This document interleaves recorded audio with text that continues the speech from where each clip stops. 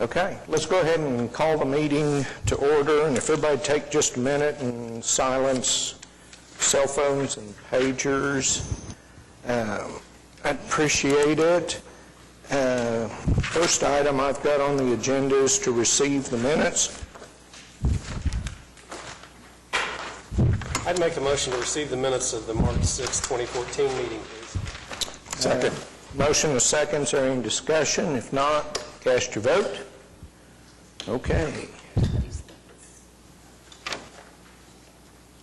Nick? Oh, well. Okay. Continuances? Do we have any by staff? Nope, not today. Do we have any applicants request a continuance? Request by the public? Okay. Kathy, call the first one, please. Item number 1, case number 13653, 13655, and 13656, request for use variance of Barron Exploration Company for permit to drill 3 oil gas wells located at 5501, 5505, and 5507 North Stinchcomb Avenue. Barron here? Haven't heard from him? Want to move it over to the next one, or? What do you want to do, move it to the next one? When's our next meeting? I'm okay with that. I'd make a motion to move it to our next meeting on April 1st. April 3rd. April 3rd, next meeting. Okay. Second. Motion second. Is there any discussion? If not, cast your vote. That one's continued. Number 2. Item number 2, case number 13654, application for special exception of Barron Exploration Company to allow a disposal well located at 5503 North Stinchcomb Avenue. Probably Barron is still not here. I'd make a motion to continue it to the April 3rd meeting. Second. Motion is second. No discussion. Cast your votes. Thank you.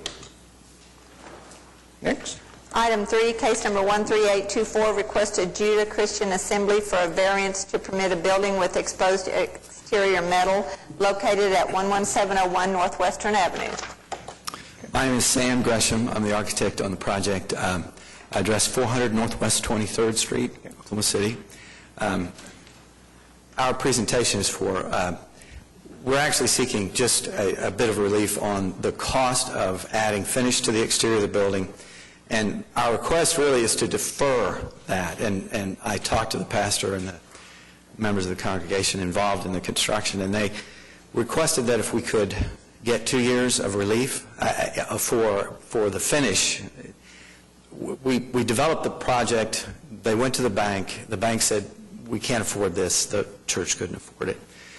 We returned to the design, but one of the things that it became apparent is we had to pull off the fellowship hall. And with the fellowship hall gone, their perception was that once the building was complete, their congregation would actually show a little more desire to fork over some money. They thought they could get the fellowship hall built within 2 years. That is on the west side of the building, which is we're fronting on the west side of Western, so it would be the back of the building facing away from the street. The sides were an attempt to save money. We were trying not to cut seats in the sanctuary, which was the whole objective, to maintain the sanctuary. So our request is to ask for 2 years of relief, 2 years to defer applying the exterior finish to the sides with exposed metal. Our frontage is stucco, but the 2 sides are only wainscot of stucco. The back, there's no stucco at all. And the idea is, obviously, if we can add those portions of the building back as contributions increase, when the new building is built, they anticipate adding those pieces back onto the plan. Does anybody have any questions? Do we have any protests? Well, without your request for 2 years, I'm prepared to deny your application because I understand the hardship is essentially financial. Yes, but I understand. And I think all of us, want to support a church in its effort to grow and be viable for its congregation. If in 2 years the congregation doesn't grow, or for, whatever reason the monies are not available, Well, the finish can be installed, obviously, within that space of time, they can accomplish some fundraising to do a minimum, which is to put the finish on the building, if they're obligated to do so, which is what we're anticipating if we're approved. if we considered the 2-year variance, is there any enforcement action if the 2 years come and go? And At the end of 2 years, if they don't have the finish on the building, they would come back before the board. But otherwise, they could be cited, couldn't they? Right.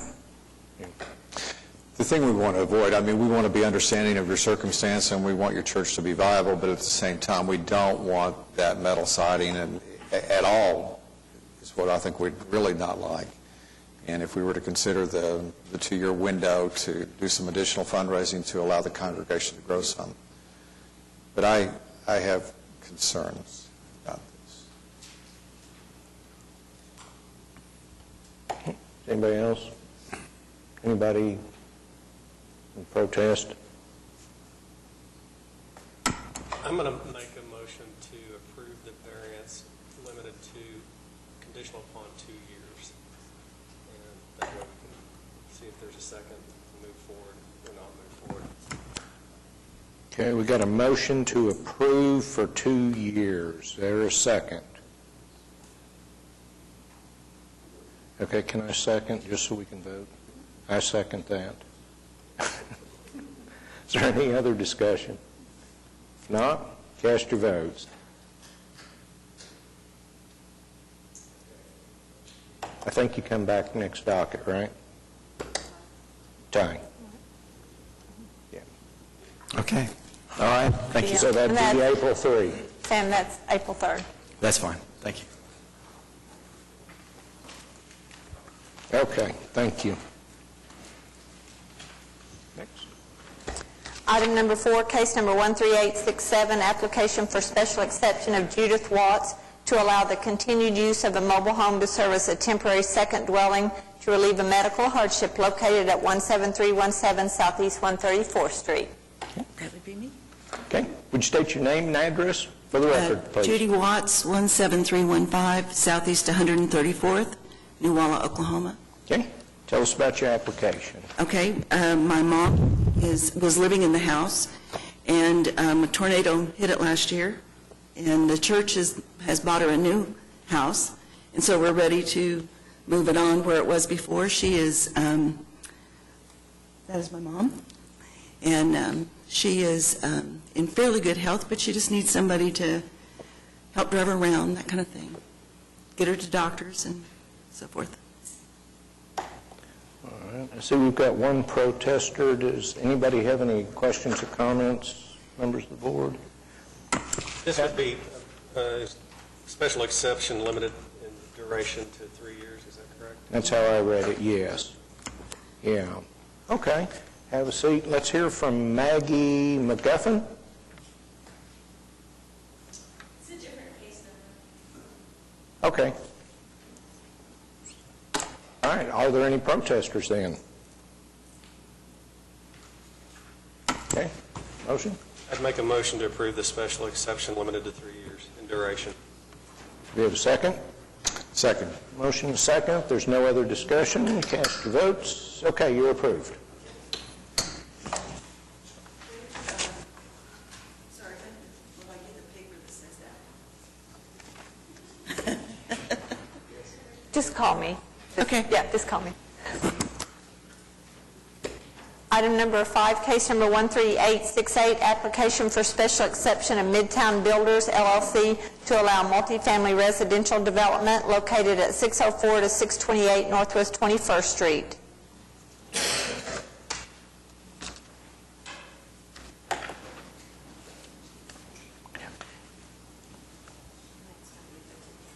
Okay? Thank you.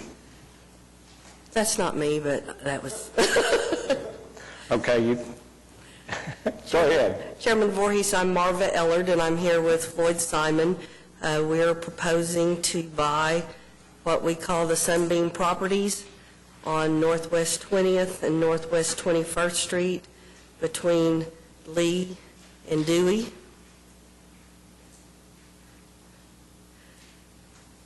Michael Bidinger is also here. He is the realtor that's representing Sunbeam, and he can answer questions. The reason we're applying for a special exception is the underlining zoning in HP areas is R1. The 3 houses on 20th Street will revert to R1, and we're not asking anything on those.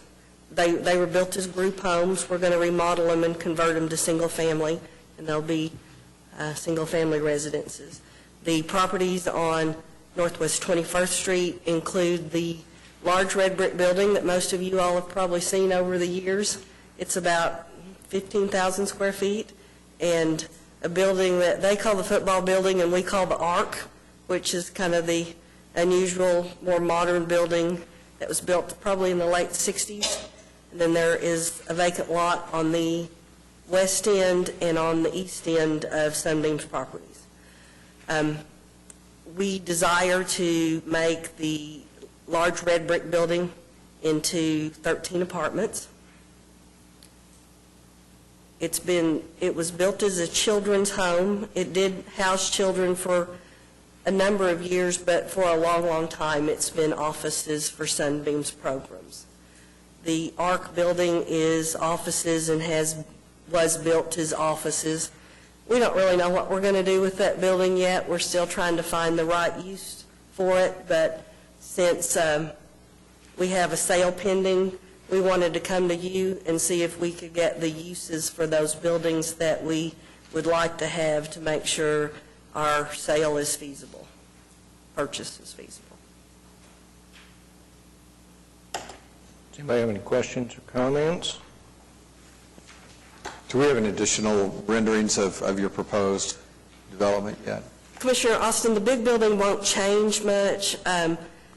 We are going to propose some additional structures on those vacant lots that will come back through the HP Commission, just like the single-family residences on 20th will come back through the HP Commission when we're finished with design.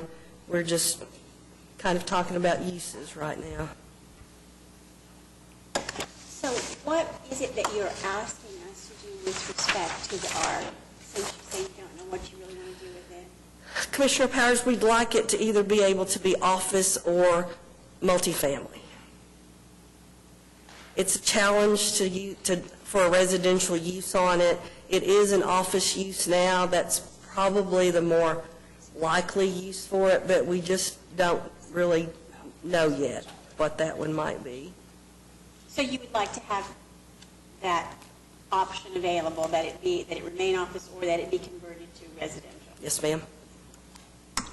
Is there any opposition at the Historic Preservation Commission? Commissioner Stonesoffer, the only comments they made were about the 2 vacant lots. They requested that they have single-family homes on them. We want to build 2 condo units on each lot. That would be 2 flats, because I think there's a need for flats in our neighborhood for aging population. That was the only comment they had, was about those lots. But are you asking us to approve what the HPC voted on, which was to allow multifamily with conditions that lots 1, 12, 13, and 14 are removed from the special exception? No, we want to keep them in the special exception. Okay. Do we know what their reasoning was for requesting those lots to be excluded? Commissioner Austin, this is just my take, and if somebody was there, they got the information at the meeting. They didn't get it in their packet. There was a mix-up, and so there were some concerns from the neighborhood about those lots and wanting those lots to be single-family, and I think that that's where those comments came from. We've got a couple of protest letters in our packet, and are those individuals present, Mr. Chairman? If so, I think it'd be appropriate to call and give them the opportunity to speak, if they're here. This time, it's Maggie's turn. Before we do that, can I ask you, are you not making a distinction between the higher density multifamily uses that would be appropriate to the main building and these other lots? I mean, is there not a distinction being made between, say, R2 and R3 or R4 here with respect to these uses? Well, and I'm very willing to be educated on that, Commissioner Powers, because maybe I don't know exactly what to ask for that would allow. We want those condos to be a for-sale product, and there would be 2 on the east end and 2 on the west end. We're not asking for those to be multifamily rental. We want those to be a for-sale product, so. The sale versus rental part of it is not part of the zoning, but R2 or duplex type zoning, if you're talking about 2 flats, on each end, is just a lower density residential development than the R4 or R3 would be. And we're perfectly content with those 4 lots being R2. But that was not discussed? No, it was Okay. not. Okay. No, that's okay. We have any other? Okay. My name is Maggie McGuffin, and we own the property at 620 Northwest 20th. 620 Northwest 20th. So it's a block away. It's it's in the same 100 block, 600.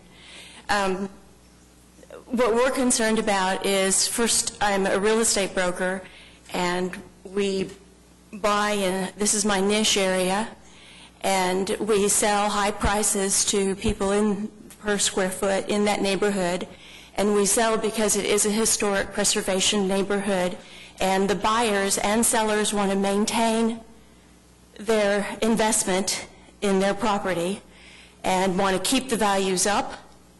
And from what I just heard, I'm not sure if there's single, multi, or office space that's going to go in there. We have trouble with parking on the streets.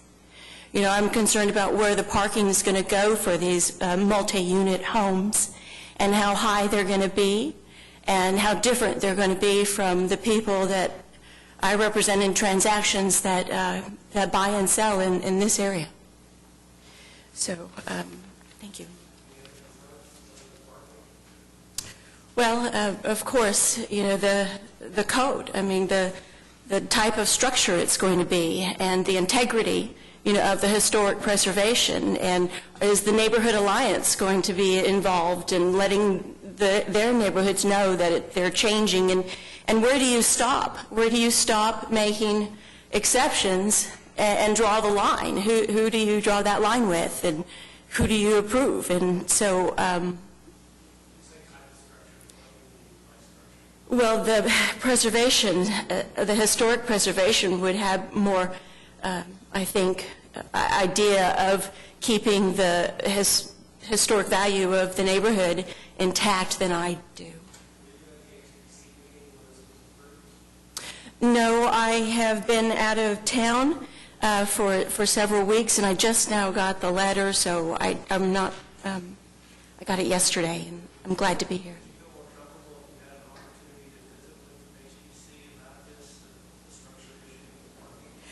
I think so. I think maybe, I don't know who this announcement came out to or who it was mailed to. If it was just mailed to these people in the proximity, I don't think that's enough people to notify such a great impact to their property ownership.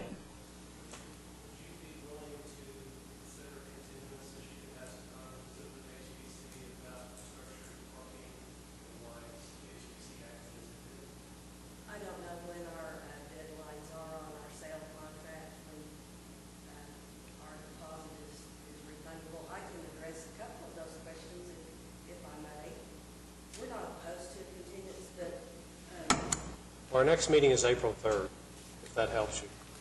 As we were talking a little earlier, the HP Commission will review any structures or changes to structure. So just because a special use is granted by this group, it doesn't mean that we're able to do anything without oversight. The HP Commission would see new structures, changes to existing structures. It's a listed neighborhood. We're going to use rehabilitation tax credits on the properties. So there's Park Service safeguards, there's state safeguards on appropriateness, and there's also city safeguards. So it's not that there aren't opportunities to discuss plans that we put forward in the future. What's the use of the buildings currently? Are they vacant? No, sir. The ones on 21st Street are office use, and the 3 on 20th Street have been what I would call group homes off and on over the years. They were built by Sunbeam, I think, in the 70s. Only one of them is used now. The other 2 are vacant. I think I would really like to see this continued, even if only briefly. Of course, I'm still trying to kind of get my feet under me. My first question was, why are we doing this way instead of rezoning the property? And that's because of the HP overlay, apparently. But, I mean, clearly, if we were going to look at something like this on the Planning Commission, we would want it in a PUD, we would want some controls, we would want to know how many units there would be. The HP Commission will control the exterior part of it, but I think before I would be comfortable just saying, oh, yeah, that's fine, do that, it would be a good idea for us to have a little bit more idea what we're getting into here. And I would very much like to take just a little bit of time and some help from the staff to see if we can't nail that down. I agree. If we had someone from staff that could speak on these issues, or if we could have somebody from the HPC that would give us some insight on what their determination was, especially as to lots 1, 2, 13, and 14. So I would prefer that we move for continuance until April 3rd. And That's fine. Make that motion at this time.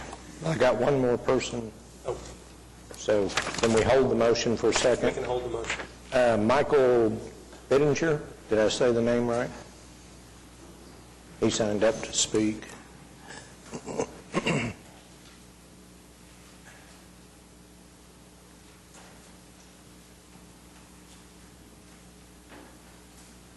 All right, state your name and your address, please. Yeah, Michael Bittinger, 1608 Pennington Way, Oklahoma City, 73116. Okay, go ahead. Well, I speak in favor of the application, and I am the real estate broker that represents Sunbeam Family Services. We've looked at several different redevelopers to look at this property. It has been used, the main building. The 2 buildings on 21st Street have been used as multifamily and office for a number of years. I mean, they precede actual formal zoning laws on the one building. So it's one of those things that what this group has proposed has probably a less of an impact on a day-to-day basis, because they're going to take the office out of the one building, make it into 13 apartment homes. That is probably going to lessen the traffic that's during the day in those particular areas. This particular site, as you know, and I think that do they have that drawing with the parking on it? Okay, thank you. In your packet, you can see that there's substantial amount of off-street parking that's there to satisfy the use as far as the multifamily and the office is concerned. So nice and good for the neighborhood, and we think what is going to occur with this redeveloper is a nice return to the neighborhood of the 3 properties that are on 20th Street. And so I think that it is a nice blend, a good blend, as far as traffic parking is concerned and use for the neighborhood. If you had any questions, I'd be more than happy to answer. And I think you know Sunbeam Family Services is moving over to 14th and Classen. Thank you. Does anybody have any questions? From the drawing, it appears that there will be 56 parking spaces. They're existing now. Okay. Thank you. And I need Sherry Helsel.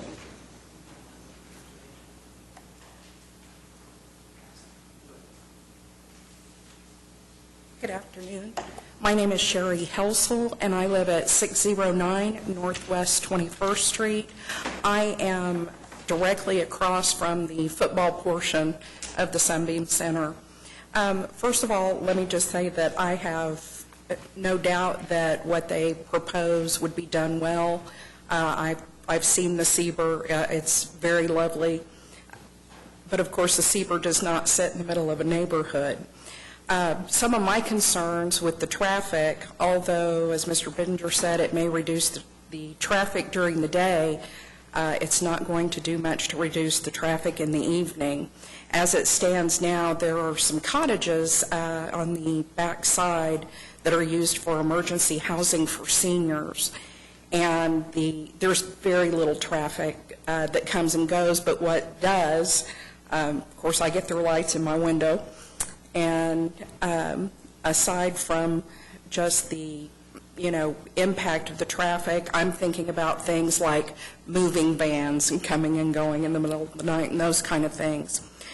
Some of my other concerns, I am no longer in the multifamily residential business, but I spent 15 years doing it.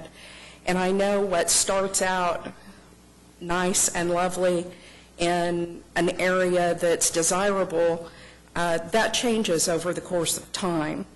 And I have seen what happens to multifamily residential as time passes. The units deteriorate, areas become less desirable, rents are lowered to attract clientele so mortgages can be paid and so forth. And so my concern is not so much with what they have planned, but my concern is that I plan for that to be my home for, a number of years. I don't plan to be there and move out.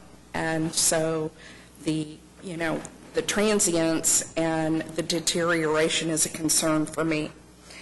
Also, the number of units is a concern. I did a little research through the county assessor's website, and just on a 3-block north and south and 7-block east and west between Classen and Walker and 20th and 22nd Street, there are 40 multi-unit properties for a total of 169 multifamily units.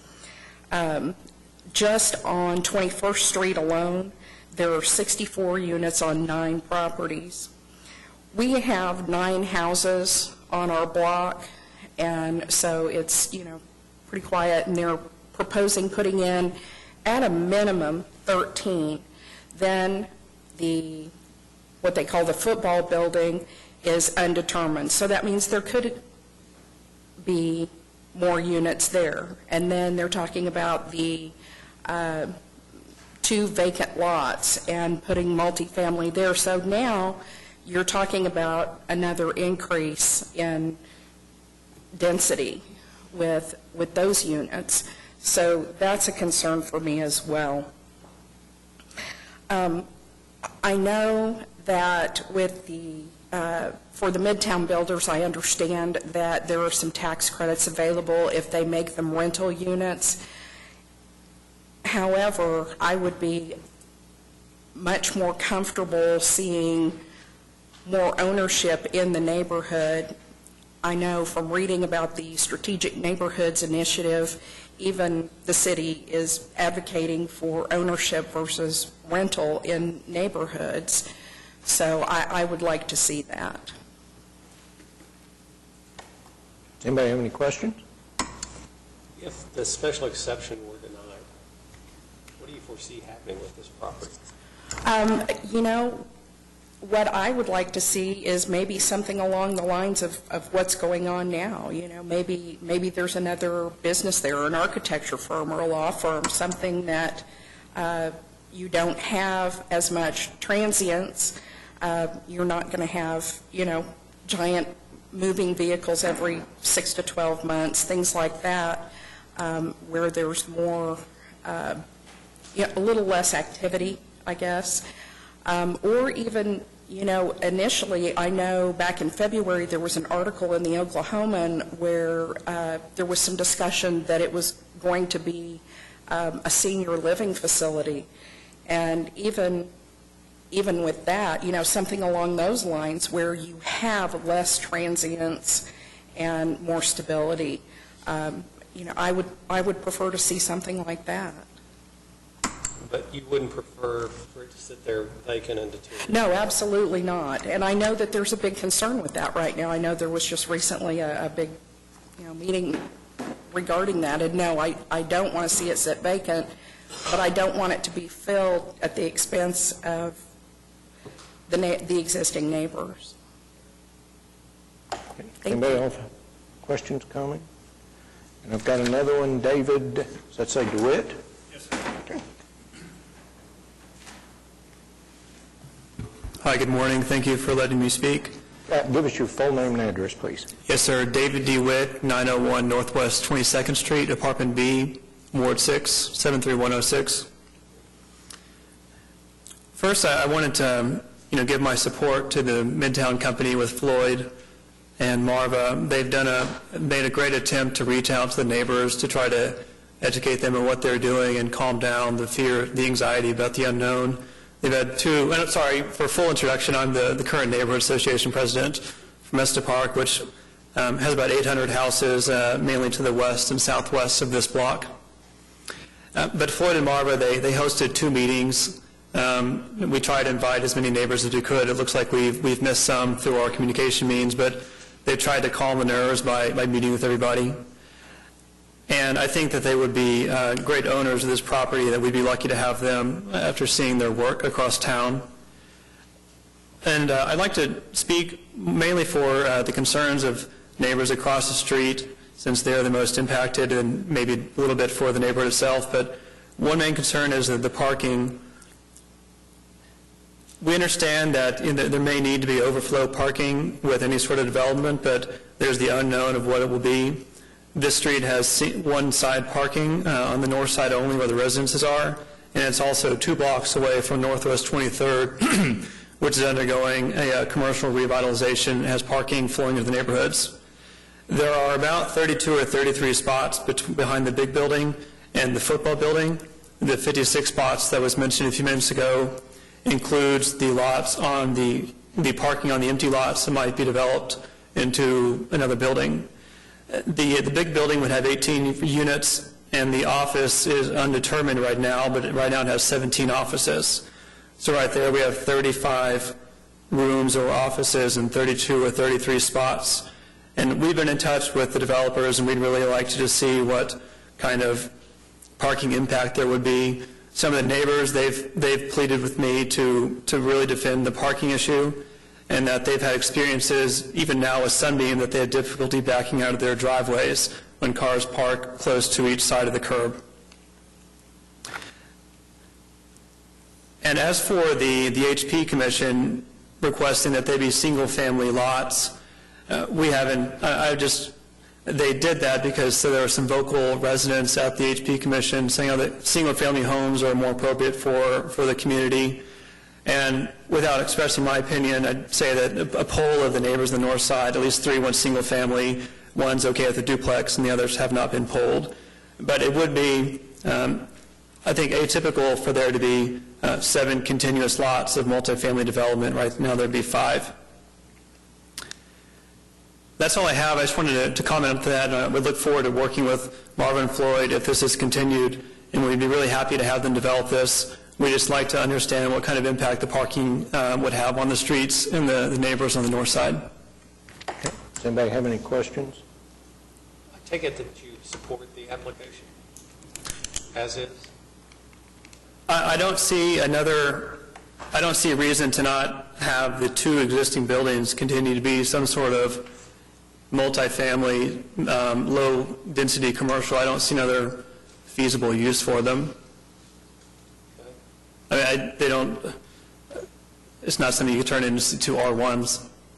And did the HOA take a position on this, or are you speaking individually? I'm trying to just speak for the neighbors that have been to the meetings but couldn't come today. Okay. The HOA did not take a formal vote on it. Okay. Will they at some time? We can. Okay. If we were to continue this to April 3rd, could we hear the HOA's thoughts? We could do that. We were trying to leave it up to those immediately affected. We didn't know what your perspective would be on whose opinion matters most. I'd make a motion to continue this to April 3rd. Marva, let me let Marva respond. I think she wanted to speak again. Maybe I misunderstood, but the first meeting we had at the Seaver was called as a board meeting for Mesta Park, and they did vote to support the project. And so that was the understanding I had at that meeting. Okay. Anybody else have questions? We know that parking is sensitive. We know that change is hard. But this project has to be feasible. You know, it would be wonderful if we didn't need to use rehabilitation tax credits as part of our financing, but we do, and those require that they be under the same ownership for 5 years. So the only way to really do that is that it's rental property for a certain point in time. And so, you know, Mesta Park is a varied neighborhood. There's a lot of fourplexes, eightplexes, duplexes, single family. This is not, although it looks different than some of the other things in the neighborhood, it's not that much different. And we feel that putting apartments in the large building is the least use that we could do there. I got up the other morning at 5:30 because this parking thing's been bothering me, so I drove over there. And there were two, you can't park on the south side of 21st Street. There's a no parking zone in front of Sunbeam. And we're happy to leave that because there's an elementary school on the corner. And so we understand that people need to be able to see, and we don't want any accidents.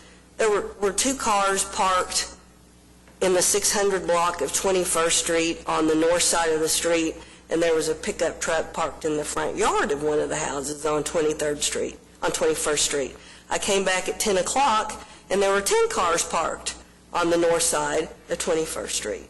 So it would lead me to believe that some of that is overflow office workers from Sunbeam parking on 21st. If we have what to me is a less dense use and people have parking off the street, they're not going to park on the street.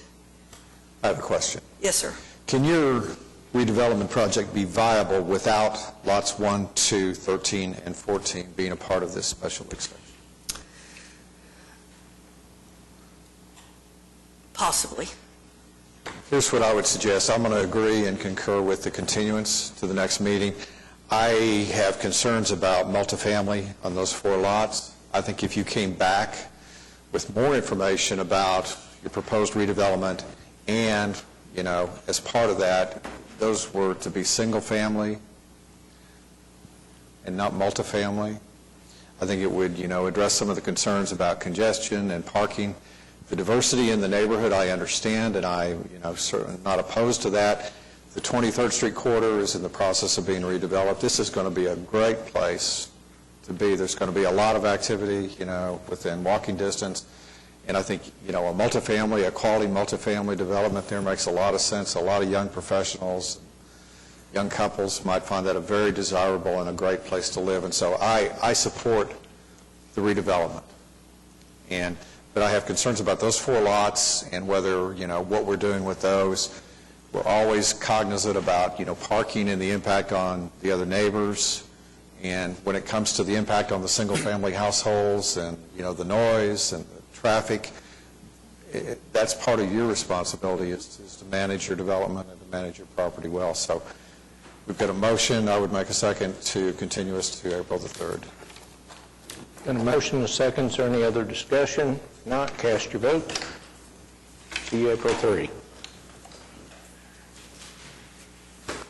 Item 6, case number 13851, request of Holiday Inn Express for a variance to allow parking and maneuvering in the public right-of-way located at 101 East Main Street. Go ahead. James C. Witcher with ADG Architects, 116 East Sheridan, Suite 100. In your packet, you'll see a site plan that identifies the covered drop-off area that we are proposing off of Main Street. The hardship, if you will, is that we are encouraged in Bricktown and similar areas downtown to build up to the property line, which in this case means right to the right-of-way. So to have the type of access that's typical to a hotel, we are requesting this covered drop-off area, this work in the right-of-way be allowed. We've been approved by Traffic Commission and by City Council for this to come to your table. And I'll answer any questions that I can. Does anybody have any questions or comments? Anybody in protest that you know of? We don't have anybody signed up. I'd make a motion to approve the variance. Second. Motion and a second. There's no other discussion. Cast your votes. You're approved. Okay. Do we have anything else? If not, Make a motion to adjourn? Second. motion to second. Cast your votes. We're adjourned. Thank you.